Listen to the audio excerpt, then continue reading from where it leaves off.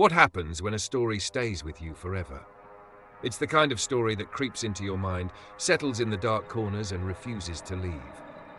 You might try to forget it, but late at night, when the world is silent, it whispers to you over and over again. Tonight, we're diving into those stories. 10 tales so unsettling, so deeply unnerving, that once you've heard them, they'll never leave you. These aren't just stories.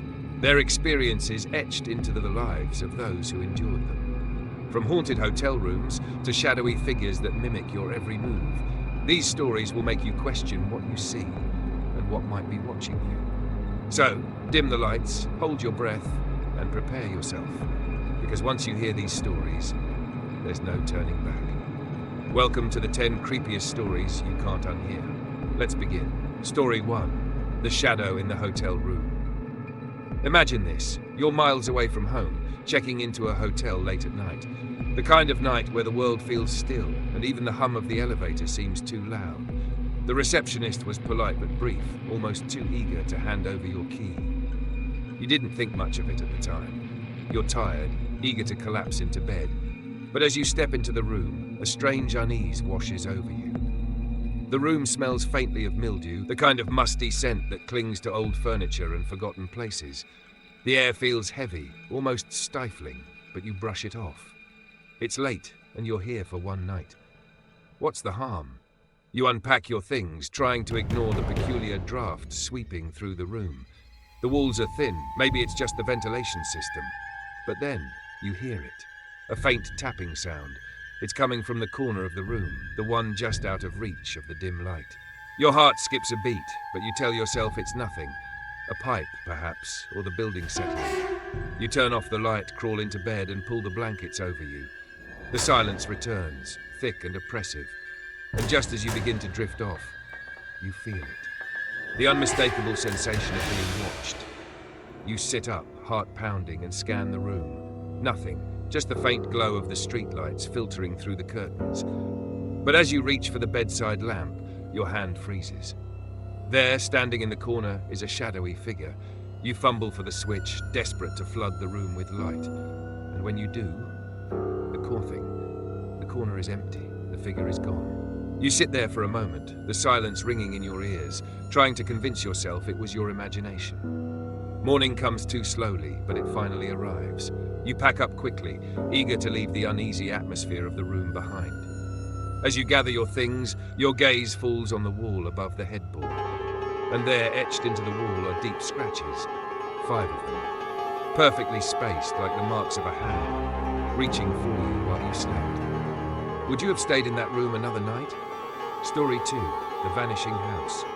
What if I told you there's a house that only exists to trap you? You step inside, and time itself betrays you. It started like any other weekend adventure, a group of friends seeking a thrill in the unknown. The woods were dense, shadowed by towering trees that seemed to block out time itself. Leaves crunched underfoot as they wandered deeper, laughter echoing faintly through the stillness. And then, they saw it. The house stood in a clearing, impossibly out of place. Its walls were a patchwork of weathered wood and peeling paint, and its windows reflected nothing but darkness. One of them, a skeptic by nature, pulled out their phone to check the map. "That's weird," he muttered, his voice barely above a whisper. "It's not here." They approached cautiously, the forest growing quieter with every step. The air felt colder, heavier, as if the house itself was breathing. The front door creaked open as if it had been waiting for them. "This place is ancient," one of them remarked, running their hand along the dusty banister of a grand staircase. The interior was far too large, larger than the house had appeared from the outside. Room after room stretched before them, filled with relics that didn't belong to any specific era. A clock on the wall ticked backward, its hands spinning frantically. "Did you hear that?" one whispered, their voice trembling. But no one answered. Instead, the group pressed on, each step echoing louder than the last. Hours passed, or so they thought. The sun should have set, but outside the windows, the sky remained an unchanging grey. Their phones, watches, even their shadows, everything stopped working as if the house had severed their connection to reality. And then they realized something else. No matter how far they walked, they couldn't find the door they came in through. Panic set in. One of them screamed, "We're trapped!" "Let's split up," someone suggested, a decision they'd regret for the rest of their lives. As each wandered into the depths of the house, they uncovered fragments of its past, photographs of people no one recognized, journals written in a language that didn't exist. But when they regrouped, there were fewer of them. The ones who had wandered furthest weren't the same anymore. Their eyes, wide and glassy, stared back with an unsettling calm. "We should stay," one of them murmured, their voice echoing unnaturally. Finally, they found a door. It wasn't the one they came in through, but it didn't matter anymore. They ran, tumbling out into the woods, desperate for escape. The air outside felt suffocating, thick with the scent of damp earth. When they reached the edge of the forest, relief turned to dread. It wasn't night anymore. It wasn't even the same year. The house was gone, erased from the clearing as if it had never been there. But when they checked their phones, their pictures told a different story. There it was, looming in the background of every shot, a house that didn't belong on any map. So what happens when a place doesn't just trap your body, but your time? Story 3, The Whispering Doll. They say toys hold memories, but what if they could hold something else? Something waiting to be set free. It began on a quiet Saturday morning in a crowded flea market. Among the vibrant knickknacks and faded trinkets, a little girl spotted something unusual. A doll, worn but oddly captivating. Its porcelain face was cracked ever so slightly, and its glass eyes glinted as if alive. She begged her parents to buy it, and they relented, charmed by her excitement. That night, she placed the doll on a shelf by her bed, whispering, "Good night." But as the house grew silent, a sound broke through the stillness, a whisper, soft as a breeze, calling her name, Emily. At first, she thought it was a dream, but the next night, it happened again. The doll's lifeless gaze seemed to follow her as she turned off the lights, the whisper growing slightly louder. "Emily," she told her parents, but they laughed it off. "It's just your imagination," they said. But that third night was different. Terrified, Emily grabbed the doll and shoved it into the closet. The whispers stopped, or so she thought. The next morning, the doll was back on the shelf, its head tilted, almost as if it was watching her. By the fourth night, Emily was too scared to sleep. When the whisper came again, louder than ever, she screamed, waking her parents. They rushed in, turning on the lights, but the doll was still, silent, as though mocking her fear. The whispers didn't stop. Instead, they became louder, more urgent. By the seventh night, the doll was no longer whispering. It was speaking. Desperate, her parents decided to get rid of the doll. They drove miles away to a landfill, tossing it into the trash without a second thought. That night, Emily slept peacefully for the first time in days. But when she woke, the doll was back, sitting perfectly still, with a message scrawled on the wall behind it. Emily never spoke of the doll again. The whispers stopped, but every so often, her parents would find the doll moved, always watching, always waiting. The family moved houses the following year, but as you might have guessed, the doll found them. If you think this was unsettling, wait until you hear what's next. Stay tuned. Things are about to get even darker. Story 4. The Black-Eyed Children. It starts with 2 knocks on your car window. Imagine this. It's past midnight. You're driving on an isolated stretch of road. No streetlights, no houses, just the empty, suffocating darkness stretching on for miles. The hum of your engine is the only sound keeping you company. Then you see them. 2 small figures standing on the shoulder of the road. They're children. At least, they look like children. A boy and a girl, no older than 9 or 10. Their clothes are old-fashioned, almost like they stepped out of a family photo from the 1960s. You're not sure why, but your chest tightens. Something about them is wrong. You pull over, rolling down your window just enough to hear them. The boy speaks first, his voice flat and emotionless. "We need a ride," he says. The girl stares at you, silent. You want to help them. It's late, it's freezing, but something in your gut is screaming at you to drive away. The boy leans closer to your window. That's when you see them. Their eyes, they're pitch black, empty, like staring into a bottomless well. Your mouth goes dry. Your instincts tell you to floor the gas pedal and never look back, but you're frozen. The boy speaks again, this time louder, sharper. "Let us in." You can't explain it, but your body feels heavy, almost like you're being pulled toward them. Your hand trembles on the gear shift. The girl finally speaks, her voice eerily calm. "We won't hurt you," she whispers. "We just need to come inside." But deep down, you know, if you let them in, something terrible will happen. Something you can't take back. With all the strength you can muster, you slam your foot on the gas and tear down the road. Your heart pounds in your chest. You dare look back, not even once. Minutes pass, but it feels like hours. Finally, you see the lights of a gas station in the distance. Safety. But when you step out of the car, you see them. Tiny, blackened handprints smudged across the glass. Who or what are the black-eyed children? No one knows for sure. But one thing's certain.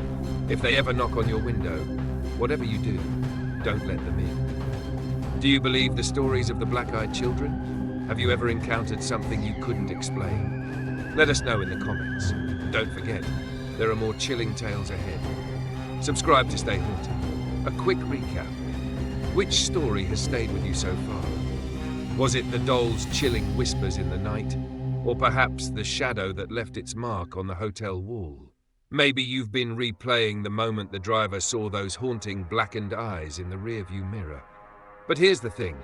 Each of these tales has its own way of clinging to you, doesn't it? Like a faint breath on the back of your neck, a memory you didn't invite but can't escape. Now, I need you to pause for just a second and ask yourself, what if the scariest story is still ahead? What if the one you can't unhear hasn't even started yet? Drop your thoughts in the comments below. Tell us which tale already has its hooks in you, but keep watching. You see, we've barely scratched the surface of what's to come. The next few stories might not just haunt your thoughts, they might just follow you into your dreams. So lean in closer. Trust me. It only gets darker from here. Story 5, The Locked Door. Would you open a door if every instinct told you not to? If the scratching on the other side sounded less like an animal and more like something trying to escape? In the heart of the city stood an old, forgotten apartment building. It wasn't a place for dreamers or families. It was where the world's lost and lonely found themselves, tucked away in creaking rooms, their lives fading into the walls. But one tenant, a man whose name you don't need to know, would discover something in this building that no one else dared to confront. He moved in on a rainy Wednesday, dragging his suitcase across warped wooden floors. At first, the building seemed unremarkable, a little too quiet, a little too cold. But then, on the very first night he heard it, a sound from the hallway, a faint, scraping noise. He dismissed it at first. It's an old building after all. Maybe it's rats. Maybe it's the wind. But the next night it returned. Louder, closer, always from the same door. It was door number 13. Locked tight, with no sign of life. He asked the landlord about it the next day, but the answer was as unsettling as the sound itself. There's no one in that apartment. Hasn't been for years. By the third night, the sound was impossible to ignore. Scratches, knocking, and something else. A faint whisper, too quiet to make out, but unmistakably human. He tried everything to block it out, music, earplugs, even sleeping pills, but the noise wormed its way through every barrier, embedding itself into his mind. On the fourth night, something changed. The noise stopped abruptly, and then came a sound that chilled him to his core. A single knock, deliberate, measured, and then silence. Curiosity can be a dangerous thing. He knew better than to investigate. But when the silence stretched on, suffocating and unnatural, he found himself standing in front of the door. Hand trembling, key in hand, he turned the lock. Behind the door was no apartment, no furniture, no walls. Just darkness, and at the center of that darkness, a mirror. He stepped closer, unable to resist the pull of his own reflection. But as he approached, something was wrong. The figure in the mirror wasn't him. Not exactly. Its movements were delayed, its face twisted into an almost recognition of his own. He stumbled back, heart racing, but the reflection kept coming, pressing against the glass as if trying to break through. And then, the scratching started again. From the inside of the mirror, he fled the apartment that night, leaving everything behind. But the next tenant? They said the scratches were still there. Not on the walls, but etched into the inside of the mirror. And when they looked closely enough, they swore they could see him. Trapped on the other side, his hands pressed against the glass, still scratching, still trying to get out. Some doors are locked for a reason. The question is, would you have opened it? Story 6, The Forest Entity. Imagine you're alone, deep in a forest, miles from civilization. The trees stand like silent sentinels. The only sounds are the whispers of the wind and the occasional rustle of leaves. But then, you see something. Something that shouldn't be there. It starts as a movement at the edge of your vision, faint like the brush of a shadow. You turn, your heartbeat quickens. There's nothing there. But then, another flicker, and it's back. Something, someone, walking just out of your line of sight. But this figure isn't just walking, it's mirroring your every move. You stop in your tracks, thinking it's just your imagination. You blink, and the figure blinks too. It's as if it's copying you. You take another step, and it takes one too, each of your motions mirrored in perfect, eerie synchronicity. But here's the thing. Every time you blink, it gets closer. At first, you think it's just a trick of the light, a deer or some other animal maybe. But no, there's no mistaking it now. It's not an animal. It's too human, too deliberate. The figure stands still now. You try to breathe, to steady yourself. You blink again. The thing moves. Each time you blink, it gets closer, closer, and closer. You can feel your heart pounding in your chest as your breath becomes ragged. Your legs start to move faster, but so does it. It's not running. No, it's walking calmly, but closing the distance. You break into a run. Your feet stumble over the uneven ground, but every time you look over your shoulder, it's there. It's still mimicking you, pacing you too perfectly, too close. And then, as you twist your body around, you catch it, the last glimpse. And that's when you realize the thing isn't copying you anymore. It's behind you now. So close that you can feel the presence, cold as ice, seeping into your skin. You freeze. That's when you feel it. The hand, cold and clammy, wrapping itself around your arm. Your heart races. You don't dare move because you know whatever this thing is, it's not just mimicking you anymore. And then, everything goes still. The air hangs thick, like the forest itself is holding its breath. You turn slowly, but there's no one behind you. Only the trees, and the echo of your own footsteps. But as you stand there, paralyzed with fear, you wonder, what did you leave behind in the woods? Stay tuned, because after the break, the next story will make you question whether there are things in the shadows that you were never meant to see. Story 7, The Midnight Caller. What would you do if you heard your phone ring at 3 a.m. and it was the last sound you'd expect to hear? For one family, it started like any other night. The kind of night when the world is still, when the house is quiet. But this wasn't a normal phone call. This wasn't a normal ring. The first time it happened, they thought it was a prank. Maybe one of the kids playing a joke, maybe a wrong number. But when the phone rang again the next night, the breathing, it was different, cold, hollow, like something was there watching, waiting. Night after night, the calls came, always at 3 a.m., always the same. Static, breathing, but no words, no voices, just something else, something that shouldn't have been there. They tried everything, unplugging the phone, turning it off, even changing the number, but the calls kept coming. Each night, each call growing more insistent, more real. Then, one night it was different. The phone rang, and this time, they picked it up. At first, there was nothing, just the static and then a voice, a whisper. And the voice wasn't from the other end of the line, it was from inside the house. In that moment, the family froze. The house was silent, still, no one else was home, but the voice, it was close, too close. It was as if the phone call had travelled across the walls themselves, inside their very rooms. They rushed to check the house, searching every room, every closet, every corner. But there was no one there. The house stood quiet, empty. The phone was on the floor, abandoned, but it was still ringing. They tried to call the phone company to get answers. But when the technician checked the line, something impossible happened. The phone had been disconnected weeks ago. No one had been able to call out. So who or what had been calling them? And if the calls hadn't come from outside the house, then where had they come from? Sometimes the scariest things aren't the ones you can see. Sometimes they're the ones that come from places you can't reach. And just when they thought it was over, the calls stopped. But that night, as they lay in bed, they heard it again. Soft whispering. I'm still here. Is it over? Or is it just beginning? Stay with us. Because after the break, The next story will make you question everything you thought you knew about the world and the things that live in the shadows. Story 8. The room that wasn't there. What would you do if you found a room that didn't exist, a door where there shouldn't be one, leading to a place that never should have been discovered? And what if in that room you found things that were never meant to be found?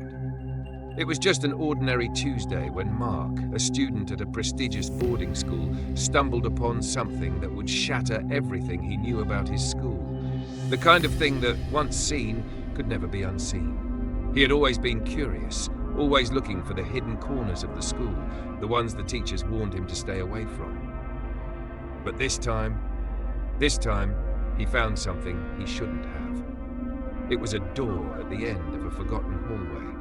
The kind of hallway that never seemed to be in use, and Mark had never noticed it before.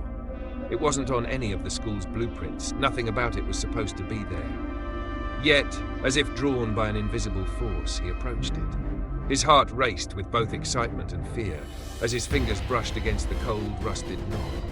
Inside was a room, small, dimly lit, untouched by time. It smelled faintly of dust and old wood, like a place frozen in the past. The walls were lined with bookshelves, their contents coated with a layer of thick dust. But the strangest part? The belongings scattered around the room. Chairs with old fabric, books with pages turned yellow, and framed photographs of faces Mark didn't recognize. Mark's curiosity consumed him as he began to sift through the forgotten items.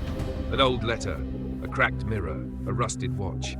But as his eyes scanned the photos on the wall, his stomach sank. They were all of students. Students who had disappeared over the years, students Mark had never heard of, students whose names didn't appear anywhere in the school records. And then, amidst the sea of unfamiliar faces, he saw it. His own photograph. The one from his school ID, sitting at the corner of a dusty shelf. He could feel the blood drain from his face as he stared at the photo. But that wasn't the most terrifying part. In the corner of the picture, there was a date. And it wasn't today. It was decades ago. How could this be? Why was his photo in that room? How long had it been there? The room was never supposed to exist, and yet there it was, staring back at him, holding its secrets in the dust and shadows. But the real question was, who else had come here before him? Mark was never seen at the school again. Story 9. The Phantom Neighbor. What if you heard footsteps in an empty apartment? A voice calling out when no one is supposed to be there? And what if the more you listened, the harder it became to ignore? What would you do if the silence between those sounds began to feel more unnatural than the noises themselves? This is exactly what happened to Sarah, a young woman who moved into a city apartment she thought was perfect. Quiet, peaceful, everything she'd wanted. But on her first night, she was awoken by a sound that didn't make sense. A soft shuffle of footsteps, faint but deliberate, coming from the apartment next door. Sarah paused. The thing was, the apartment next door had been vacant for years. The sounds continued each night. Not loud, not aggressive, but distinct. A creak of floorboards, a whispering voice. It felt like someone was walking around just on the other side of the wall. Sarah couldn't understand it. She'd asked the building manager, but no one had lived there in months. No one was supposed to. Weeks passed, but the sounds only grew more persistent. She even asked the neighbors across the hall if they'd noticed anything strange. One of them, an older woman, just shook her head.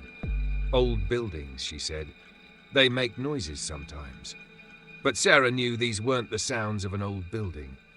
One night, after hearing the footsteps for hours, Sarah decided she couldn't ignore it any longer. She stood up, walked to the door of the vacant apartment, and placed her ear against the wood. Her heart pounded. The sounds were unmistakable, footsteps moving from one side of the apartment to the other. But as she reached for the door handle, everything stopped. That's when she noticed something strange beneath the door, a small folded note. She bent down, picked it up, and read the words scrawled in ink. "Stop listening." She froze, her hands trembling. The message didn't make sense. No one had ever lived there, yet someone or something had left a message for her. But more importantly, who had been watching her listen all this time? And just like that, the noises stopped. But Sarah couldn't shake the feeling that something was still waiting behind that door, something she couldn't escape. What happened in that apartment, no one knows. But Sarah hasn't lived in that building since. She couldn't escape the feeling that someone or something was still there, listening. Story 10. The Ghost Train. What if you climbed aboard a train one night, expecting a simple journey, only to find yourself trapped on a ride that never ends? Imagine staring out the window at the endless darkness, knowing that no matter how long you wait, there's no destination ahead. And then you realize you're not alone. But are you? This is exactly what happened to a group of friends one fateful night. A journey that was supposed to last only a few hours turned into something far more sinister. Something they couldn't escape. They boarded the midnight train, just like any other train ride. The platform was nearly empty, the air cool and damp, as if the night itself had swallowed up everything but the tracks. They found their seats, settled in, and began chatting, thinking it was like any other trip. But soon, an odd silence fell over them. No one else boarded. The train doors had closed, but no one was waiting to get off. They looked out the windows. Nothing. The station was gone, replaced by nothing but an expanse of black, a void that seemed to stretch on forever.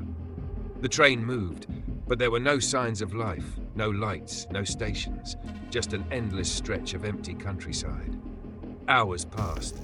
They spoke to each other, trying to dismiss the unease crawling up their spines. But with every mile they traveled, the night seemed to grow colder. The darkness outside wasn't just empty, it was suffocating. The landscape was frozen in time, like a snapshot of eternity. Nothing changed. And then it happened. A voice, faint at first, came from somewhere inside the train. At first they thought it was one of them. But no, they all froze. It was coming from the back of the car, a soft whisper, too low to understand. One of the friends stood up, their legs shaky, and walked toward the back of the train. As they moved down the aisle, the air grew colder. It wasn't just the chill from outside, it was something unnatural.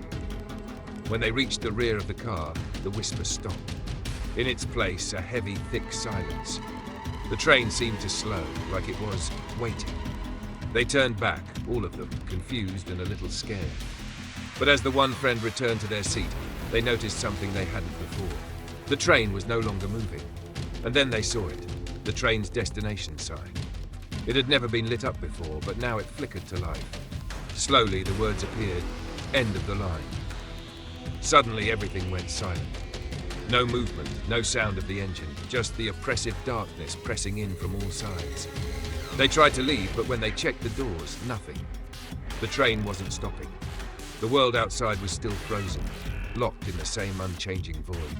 Hours passed, maybe days, but time didn't seem to matter anymore. It was as if the train was lost. And just as they were about to give up, a chilling realization struck them. They were the only passengers on this train. No conductor, no other travelers, just them. And that's when it happened.